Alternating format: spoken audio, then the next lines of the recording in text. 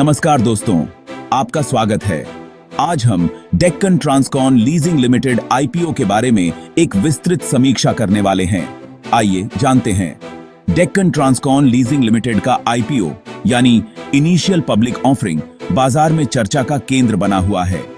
इस कंपनी ने अपनी सेवाओं और लीजिंग व्यवसाय में अपनी सशक्त उपस्थिति के चलते निवेशकों का ध्यान आकर्षित किया है। आइए इस आईपीओ से जुड़ी कुछ महत्वपूर्ण बातों पर ध्यान दें और समझें कि इसमें निवेश का मौका कैसे बन सकता है। इनकी जानकारी है। डेक्कन ट्रांसकॉन लीजिंग लिमिटेड एक उभरती हुई कंपनी है जो मुख्य रूप से वित्तीय लीजिंग और एसेट फाइनेंस सेवाएं प्रदान करती है। कंपनी का प्रमुख फोकस उन ग्राहकों की आवश्यकताओं को पूरा करने पर है जिन्हें परिवहन, निर्माण और भारी मशीनरी की लीजिंग की आवश्यकता होती है।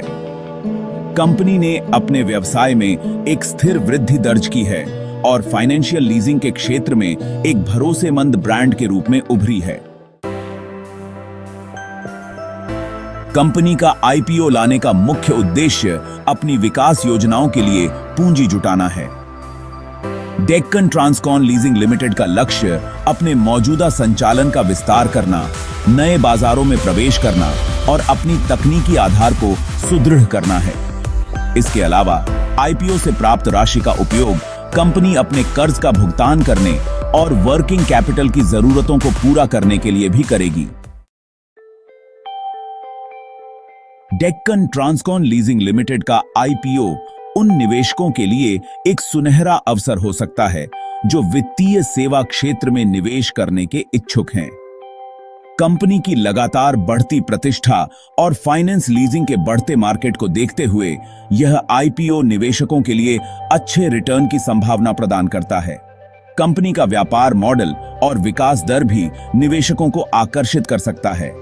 लीजिंग सेवाओं की बढ़ती मांग और कंपनी के मजबूत नेतृत्व के चलते इसमें निवेश करने वाले दीर्घकालिक लाभ कमा सकते हैं।